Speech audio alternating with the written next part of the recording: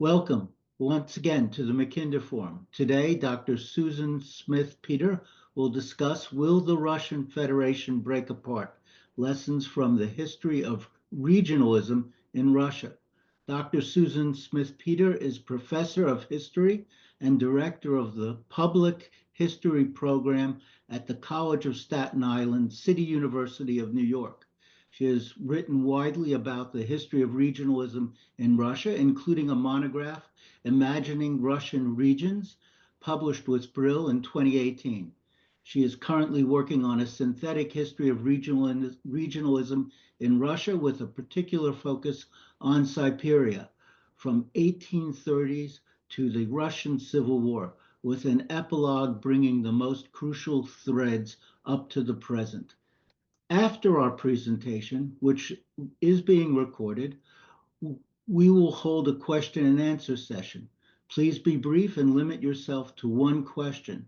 Time permitting, I will circle back to those who wish to ask a follow-on question. Our Q&A session will be held under the Chatham House rule. Participants are free to use the information received, but neither the identity nor the affiliation of the speaker nor that of any other participant may be revealed. And with that, Dr. Smith-Peter, please begin. Okay, wonderful. Thank you, Lynn. Thank you, Christine. And I really appreciate this this invitation and this ability to be able to share my work. And I'm very excited to see the people here and to be able to have a discussion with people who have such a wide range of expertise and experiences. So what I'll do now is I will share my screen and I will start the slideshow and just get right into it. So what will the Russian Federation break apart? Lessons from the history of Russian regionalism. So I think it's unlikely that the Russian Federation is going to break apart. I'm giving you my main point right away. And why am I talking about it then? Well, closer to the start of Russia's full-scale invasion of Ukraine, there were many people arguing that the Russian Federation would break up and that it would be peaceful, like 1991. But in my November 15th, 2023 op-ed in Asia Times, I argued against this, introducing a geopolitical frame rather than a focus on the internal politics of Russia. And this talk looks at conflicts over sovereignty and its definitions to understand the different sides and the stakes of this discussion.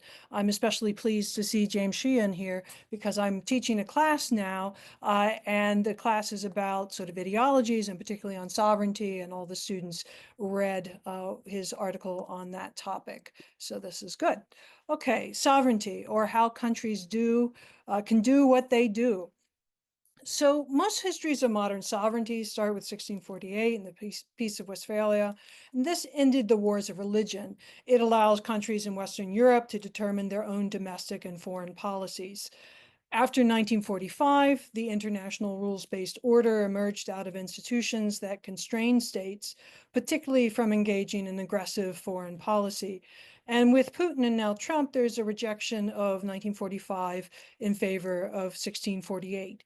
I'm not going to be talking about Trump in this talk here, but this op-ed, which is actually quite excellent, does draw the comparison between the two, and it's quite interesting.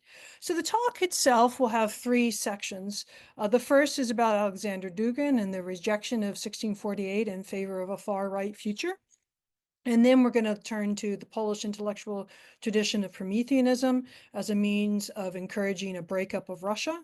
And then finally, the third section is going to be covering how the Kremlin negotiates with the regions and how this negotiation strategy, which has been consistent over a very long period of time, helps to explain Russia's resilience, despite many hopes to the opposite. So first, let's start with Alexander Dugin. So he's closely related to fascism. He's talked about fascism many times. He argues that Russia should reject the rules-based order and return to 1648. He's been highly influential on the Russian military as well as on Putin. And we can absolutely prove this on Russian military. With Putin, he's one of several people, but he is an important person, and he's someone whose ideas have been influential. So just be clear what we're talking about here: flags and some members of the National Bolshevik Party, of which Dugin was a founding member. I think everybody can figure out what's going on here. Unfortunately, it's a little pixelated, but you can all see what's being referenced by that flag there. Um, okay, so Dugin, he's published many different things.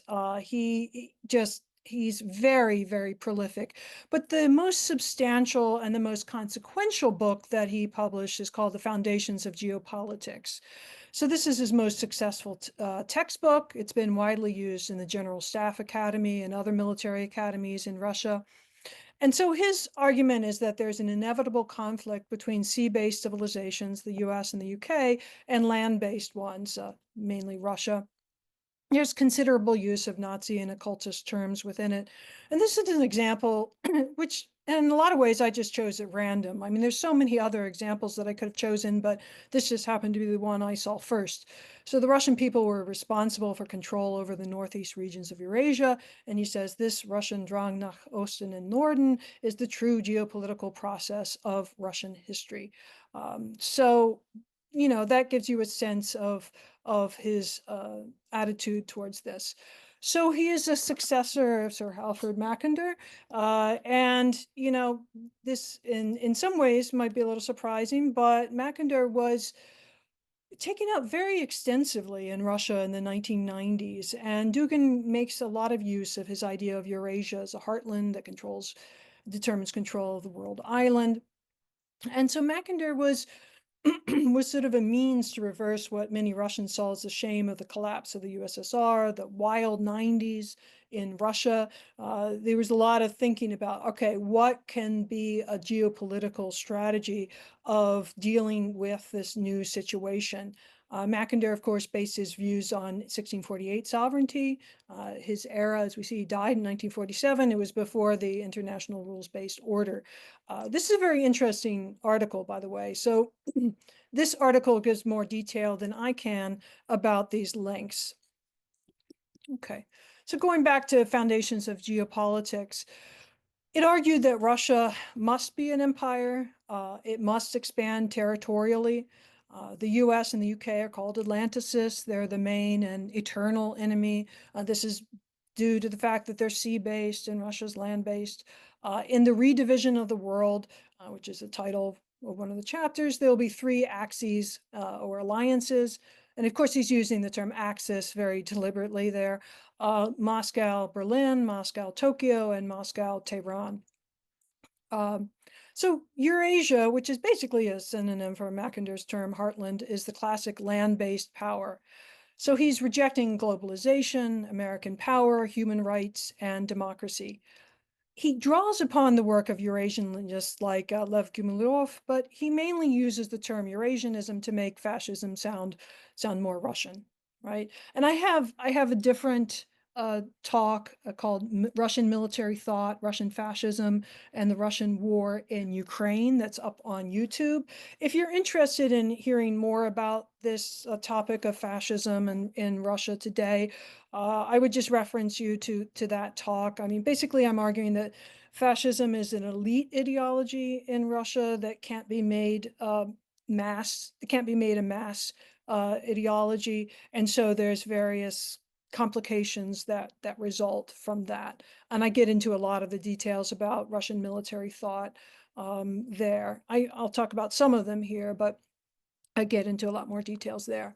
So foundations, what does it say about Ukraine? So Ukraine is an independent state with some territorial ambitions that presents itself as a great danger to all of Eurasia. And it's especially crucial that Russia retake the north shore of the Black Sea, he says.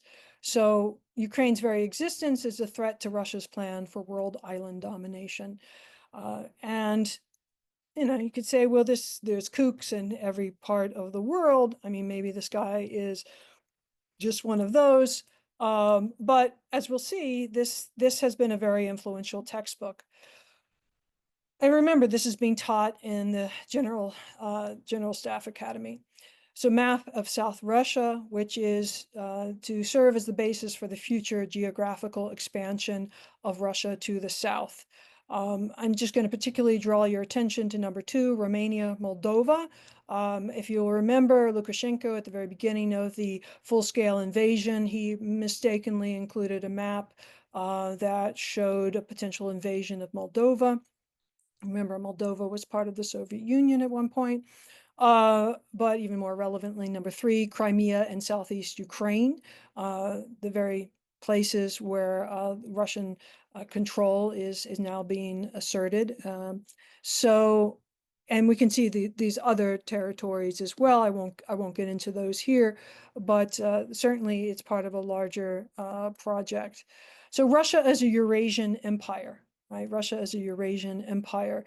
So we can see here, this is including Finland, Belarus, Ukraine, Central Asia, the Caucasus, and Mongolia. Now you note here that the Baltics are not included, but that is merely because Dugin thinks that Russia and Germany should divide Europe into 2 spheres of influence, and he considers that the Baltic states should be in the German sphere of influence. So it has nothing to do with any, you know, simpatico feelings with the aspirations of the Baltics, but rather a judgment that they are part of a German sphere of influence. Okay, so the wide influence of Dugin on the Russian militaries, we can see this through a variety of different ways. But Sergei Ivanov, very important guy. Of course, he was the Russian Minister of Defense for some of the aughts. He was one of Dugin's patrons. He echoed Dugin's use of Russia as a land-based power. So during the 90s, Dugin regularly met with the General Staff, and his lectures to them were the basis of the textbook. So we know that General Staff in the 90s were influenced by this. General Igor Rodionov commissioned the textbook. Dugin brought in the French New Right, Alain de Memoir, to meet with the General Staff. And it's part of a larger effort to rehabilitate Nazism, including Nazi collaborators.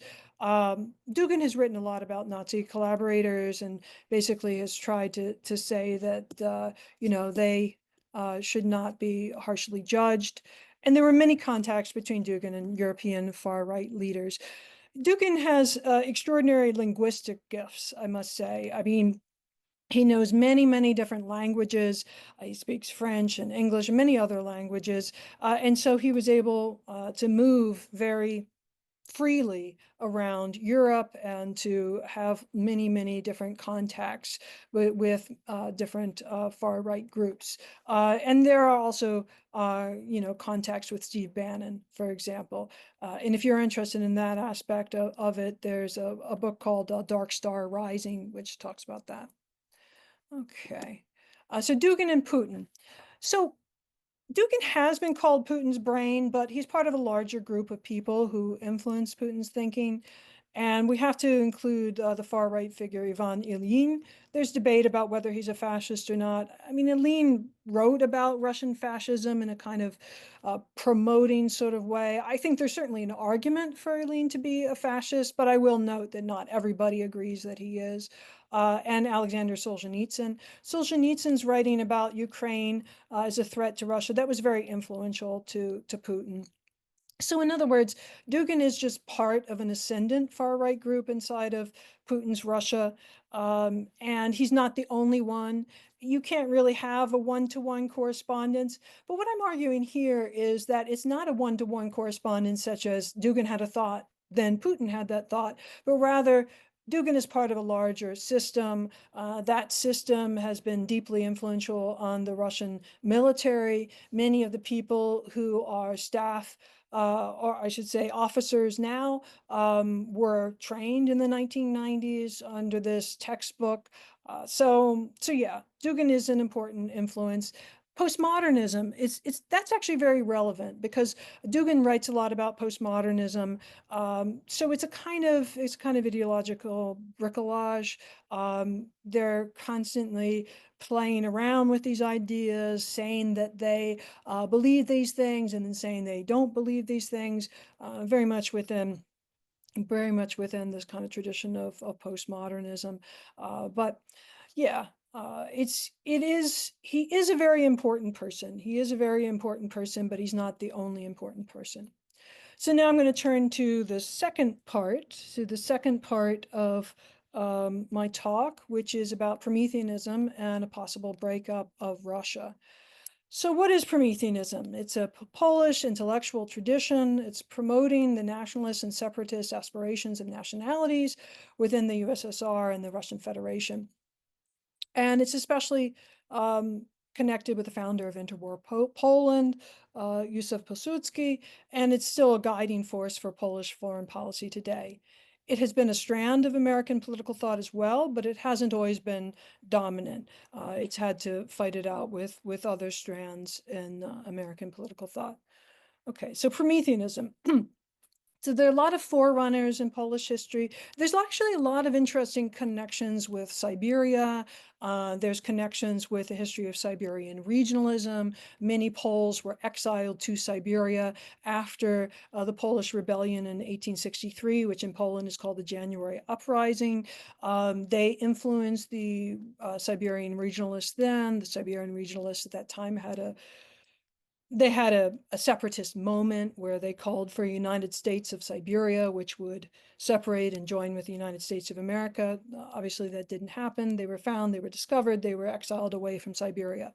In any case, so there are people within Polish history that are writing about Prometheanism before Pilsudski, but he is the one who really kind of brings it together, not just in terms of theory, but in terms of practice. And I'm giving you some details about the times that he was the leader of the Second Polish Republic. He hoped to encourage nations like Lithuania to break away from Russia, but at the same time, he had not given up Polish imperial hopes of retaking Lithuania for Poland. So that's kind of a contradiction, right? And that really made it difficult for him to bring forward serious results in Prometheanism, because if you want to break away something from an empire in order to control it yourself, it may not be the best platform for the people that you're trying to encourage to break away. And that's one of the things that happened in that case. So, of course, the Soviets get control over Poland, 1945, but Prometheanism doesn't die. Instead, it develops in Polish emigre circles, and especially important is the work of Jerzy Giedrich, and he had a journal, Kultura, which helps to detach Prometheanism from imperial designs on former Polish territory. So what that means is Prometheanism becomes much more desirable for other territories, because if, like, say, Ukraine, the Baltic states can break away from the Soviet Union and not then be under the gun of Polish reconquest, it's just a much better option for those people. So this was a very important development within Prometheanism, and he remained quite influential once Poland became independent again. And of course, there's the influence on U.S. foreign policy.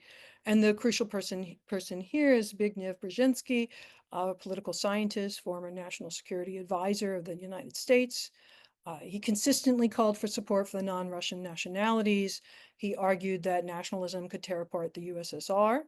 But we need to understand the State Department and the CIA were his main opponents. So it's important not to fall into a sort of trap that says, Prometheanism is everywhere, Prometheanism is behind everything. Prometheanism is a strand within US foreign policy, but is not an uncontested strand. So Brzezinski was influenced by Prometheanism and Mackinder as well. So he kept on calling for extensive covert aid to the nationalities. As I said before, these were foiled by the CIA and State Department, but he did convince President Carter to give aid to the anti-Soviet rebels in Afghanistan, and that did play a significant role in the collapse of the USSR, as I'm sure everybody knows. So at a keynote address in the Center for at the Center for Strategic and International Studies in 2003, he connected the Promethean League and interwar Poland to American foreign policy. And we can also see this influence of Mackinder in this first sentence of his grand chessboard, Brzezinski's grand chessboard, which reads, "Ever since the continents started interacting politically, Eurasia has been the center of world power." And this MA thesis is actually quite a useful overview of a lot of these connections. So there is a neo-Prometheanism, but it's tended to focus on the internal rather than the geopolitical. An important example here is Failed State, A Guide to Russia's Rupture by neo-Promethean Janusz Bogacki. He takes an internal view of the issue.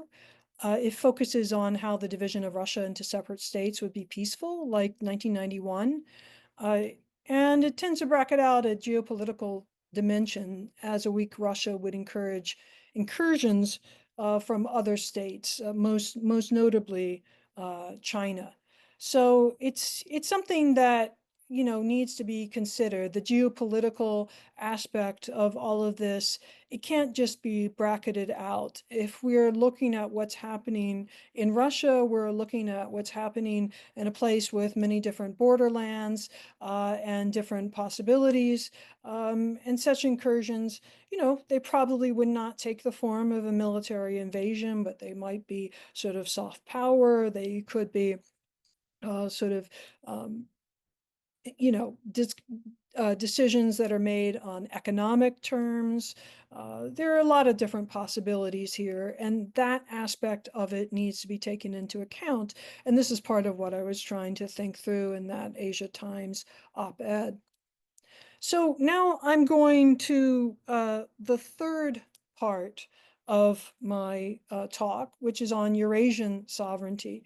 So Eurasian sovereignty as a source of stability. And here it's the American historian of Russia, Jane Burbank, that I'm following here. And Burbank has been really important for writing a lot of material on Russian history, Russia as empire, what is the Russian Empire, and how does it function, right? Her questions really tend to focus on how did things actually work on the ground, right? And so she suggested this term Eurasian sovereignty as a way to understand how Russia has remained intact over long periods of time. And of course, we're talking about hundreds and hundreds of years here. So what happens? The center negotiates with each sub-state unit individually in order to remain flexible. So again, we have, it's very typical, this series of negotiations. The Soviet Union did this. Even at times, the Russian Empire would do this. For example, Finland got more autonomy under Alexander II, right? Alexander II, 1855, and so to 1881. And so even now in the very center of Helsinki in Finland, there is a statue to Alexander II. So that's an interesting example of Finland getting a very different deal than the rest of the subunits of the Russian Empire. And we'll see that again and again, because when you do that, what you can do is you can give concessions where you need to give concessions, and then you don't give concessions if you think you don't need to give concessions. However, for those that refuse to accept these rules, the center makes war on them without rules. And so I'm pointing towards Chechnya as an example of this. But in my class last year, I think it was, one of the students was studying the Circassians. The Circassians are a people in the Caucasus area, and the Circassians were very intransigent in fighting the Russians in the second half of the 19th century. And the Russians basically committed a genocide on the Circassians. And most of the Circassians that survived because they fled to the Ottoman Empire. And there's a book about this published by Rutgers University Press on the Circassian genocide. It's one of the lesser known examples of genocide, but I think that book makes a pretty evidence-based argument for that. Okay, so if you accept the rules, you get the benefits. You might even get benefits like a level of autonomy, like Finland. If you don't accept the rules, then anything goes. Anything goes. What could happen to the Circassians or the Chechens could happen to your region. Right. So there's also European Union sovereignty. And this has been used in a variety of different sources and scholars. And so European Union sovereignty challenges the legitimacy of the Eurasian sovereignty process. So EU sovereignty is the process of subsidiarity, which the EU defines as the need to negotiate with the lowest level that is affected by a policy. Dugin rejects this in his works. This is his newer works. He is really very prolific. So he's written a lot of different things. So in his newer works, there's a lot about EU sovereignty and the rejection of EU sovereignty and how 1648 should be the standard. So he says there should be this more traditional 1648 style sovereignty over regions and peoples, and that includes indigenous ones. And I was recently at the Maine Slavic Studies Conference, and there was a Siberian indigenous person who was saying that the situation of Siberian indigenous peoples now is really quite terrible because they only had recourse insofar as there were human rights, rules and laws, and insofar as there was a rules-based international order. And without that rules-based international order, they are just completely helpless. And given that many of them have traditional territories that include oil and gas reserves, it's very difficult. It's very difficult for many of those groups. So Prometheanism and subsidiarity go well together, as do human rights, other aspects of the post-1945 order that reach into national borders. But Russia is rejecting all of those things. All of those things are part of that kind of blanket rejection. So despite the hopes of some Prometheans, regions in the Russian Federation have tended to go up to the edge of independence, but not much further.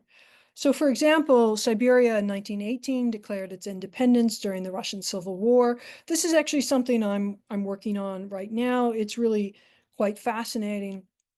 I can't return to Russia because I've really taken a stand against the invasion of Ukraine. So, but what I'm finding is that there's a tremendous legacy of archival material related to Siberian regionalists abroad, both in Europe and in the United States. And so I am looking forward to doing research on this during my sabbatical year. Ironically, though, Siberian regionalists, one would think that their argument would be regions ought to have a say. There should be a diversity of points of view. What Siberia needs is not the same as what Moscow needs. It's not the same as what the Ural region needs. But in practice, they felt that the state needed to be united. And here's the real influence of this term called государственность. This is a Russian term. It means statism. And statism is basically that there should be a Russia one and united. And that was the argument of the whites as well. The whites, of course, were the opponents of the Reds. These were former army officers and others. So the Siberian regionalists end up going along with Admiral Kolchak, and of course, that leads to them being completely sidelined.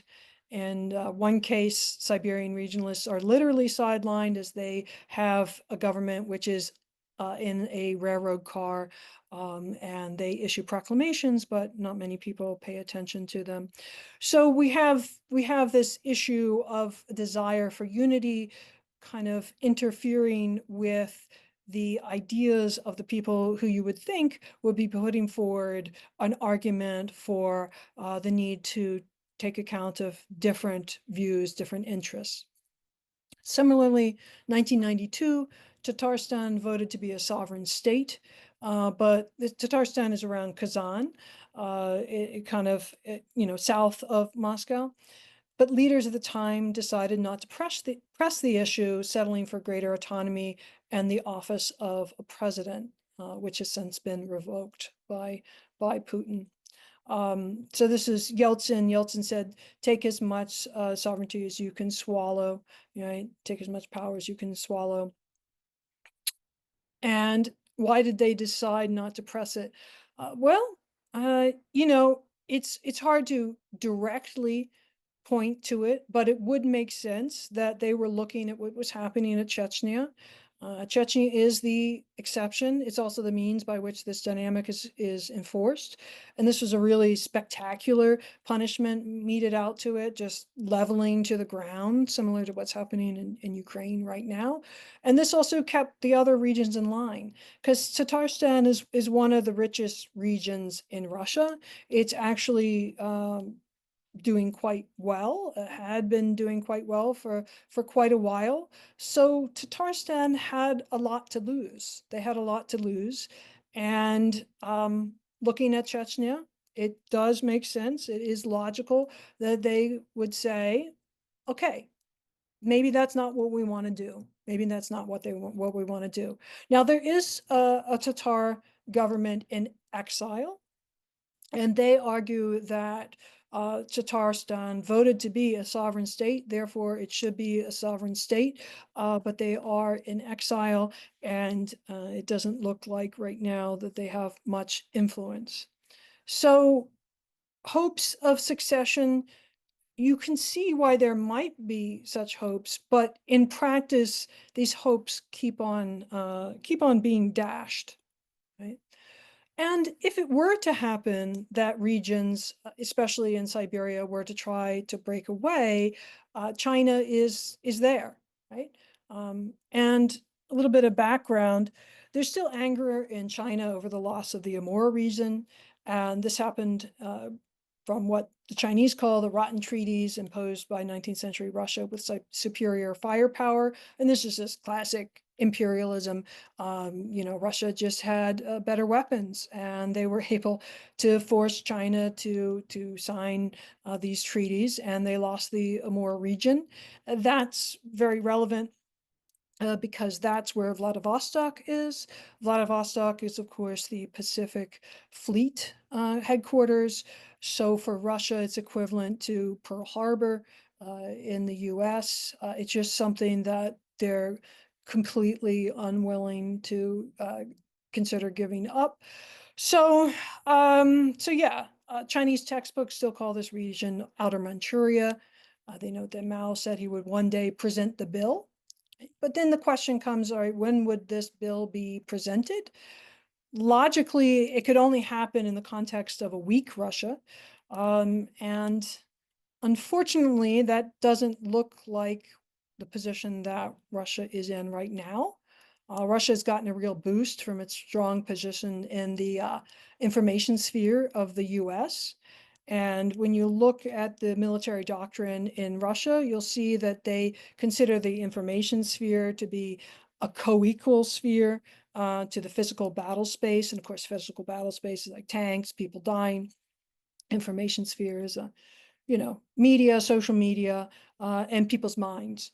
Right? That's important. That's an important thing to understand about Russian thinking. Their idea of the battle space definitely extends into the minds of the enemy. And of course, the United States is included as one of those enemies. So right now, it just would not make any sense for China to do anything. China This whole possibility that I was talking about in the op-ed, it would only make sense in a situation where Russia is in a very weak state, where China might be able to, let's say, make individual economic deals with subunits of with Russian regions. But I just can't see, realistically speaking, how that would be a possibility given what's going on now. And you do also hear less about Russia's breakup. I think to a certain extent, it was a moment that happened in the first year after the full-scale invasion. It was a moment where neo-Prometheans were promoting the idea of a breakup of Russia, and it started to be amplified on Twitter, and it started to be amplified in other spaces, but it's somewhat receded for now, I think, in a public kind of space. But the tradition is still there. The tradition of hoping that this will happen is still there. And yet the Russian tradition of negotiation and all that Eurasian sovereignty is also still there. And so when you combine all of that stuff together, it really does seem very unlikely to me that we're looking at a breakup of Russia. So thank you. I appreciate your willingness to listen, and I look forward to your comments.